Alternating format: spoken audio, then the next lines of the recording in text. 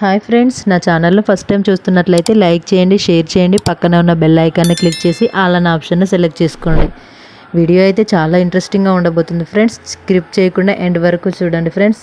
ఈరోజు కార్తీక దీపంలో ఏం జరిగిందో చూద్దాం. దీప కార్తీక్ తండ్రి చేసిన నిర్వాకం గురించి ఆలోచిస్తూ ఉంటుంది. ఇంతలో సుమిత్ర దీప దగ్గరకు వస్తుంది. నరసింహ గురించి ఆలోచిస్తున్నావా అని దీప అడిగితే, అలాంటి వాళ్ళు చాలామంది ఉన్నారని దీప శ్రీధర్ని ఉద్దేశించి చెప్తుంది. దీంతో సుమిత్ర చాలామంది అంటే అని అడుగుతుంది. దీప, మా అత్తయ్య ఇంటికి వచ్చింది కాబట్టి మీకు నరసింహ రెండో పెళ్లి గురించి తెలిసింది, లేదంటే మీకు తెలిసేది కాదు కదా. నేను ఈ ఊరు వచ్చాను కాబట్టి నాకు నా భర్త గురించి తెలిసింది, లేదంటే నాకు తెలియదు. నా కంట్లో పడింది మరొకరి కంట్లో పడకుండా ఎన్నాళ్ళు దాగుతుంది.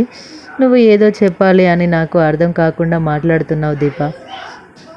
మనసులో మీ ఆడపడుచు భర్త గురించి మీకు చెప్పకుండా దాస్తున్నాను అమ్మా, కానీ చెప్పకుండా దాన్ని తప్పు చేస్తున్నాను అనిపిస్తుంది. ఏం లేదు అమ్మ, ఎవరో సన్యాసి వచ్చి ఏదో మాట్లాడి వెళ్ళాడు. ముందు ఏం జరిగిందో చెప్పు.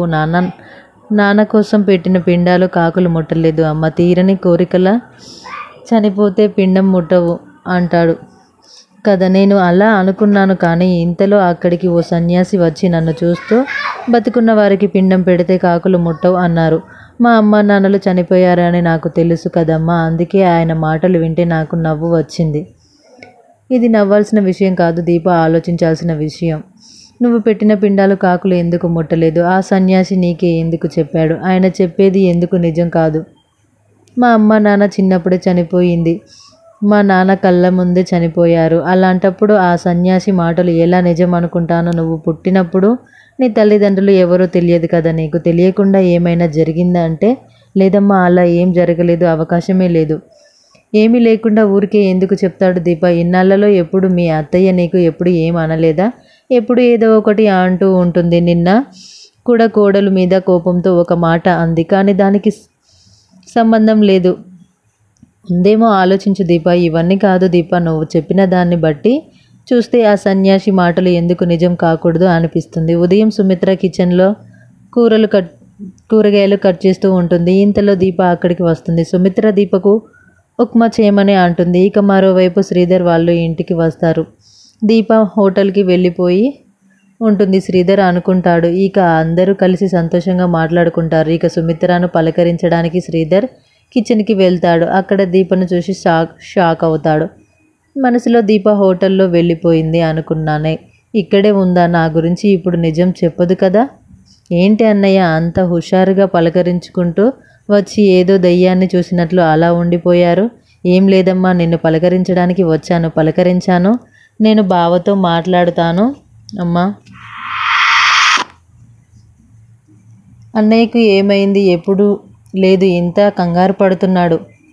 మనసులో హోటల్ దగ్గర చూసి నేను ఎక్కడ అందరితో చెప్తాను అని భయపడుతున్నట్లున్నాడు.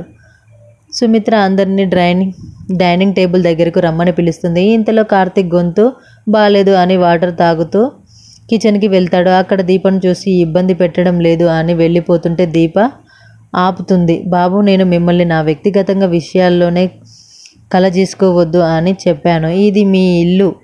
మీరు ఇక్కడ నన్ను చూసి నేను చెప్పింది గుర్తు చేసుకొని వెళ్ళిపోవాల్సిన అవసరం లేదు. మీరు ఇలా చేసినా కూడా నాకు కొంచెం ఇబ్బంది ఉంటుంది. మీరు ఇంట్లో ఎలా ఉంటారో అలాగే ఉండండి. మీరు ఇలా నన్ను చూసి వెళ్ళిపోతుంటే అది ఎవరైనా చూస్తే బాగోదు. నేను మిమ్మల్ని చూడగానే వెళ్ళిపోవాలి అనుకున్నది.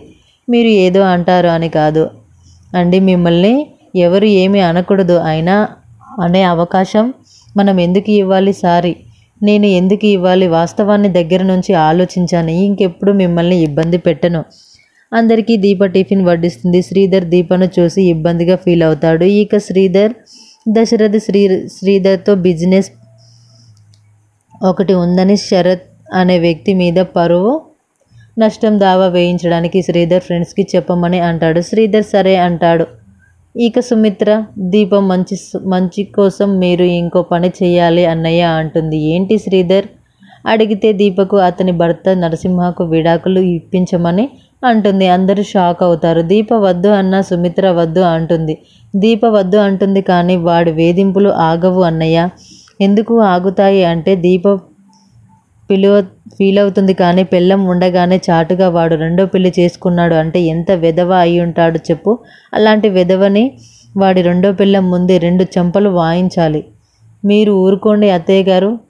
అయినా వాడికే పోయే కాలం బంగారం లాంటి భార్య ఉండగా రెండో పెళ్లి చేసుకున్నాడు. మనసులో మీరు వాడిని తిడుతున్నట్లు లేదు, నన్ను తిడుతున్నట్టు ఉంది. మనసులో తిట్టేది నా భర్తని అయినా మీకు తగులుతున్నట్లు ఉన్నాయి. పారిజాతం రెచ్చిపోతుంది. ఇక దీప కూడా నరసింహ తన జోలికి రాకుండా చూసుకుంటాను అని అంటే సుమిత్ర మాటలు పట్టించుకోవద్దని అంటుంది. ఇక శ్రీధర్ మెల్లగా అక్కడి నుంచి జారుకుంటూ ఇంతలో శౌర్య వచ్చి తనని స్కూల్కి తీసుకెళ్ళమని అంటుంది. దీంతో ఇవాటి ఎపిసోడ్ పూర్తవుతుంది. Thank you for watching this video.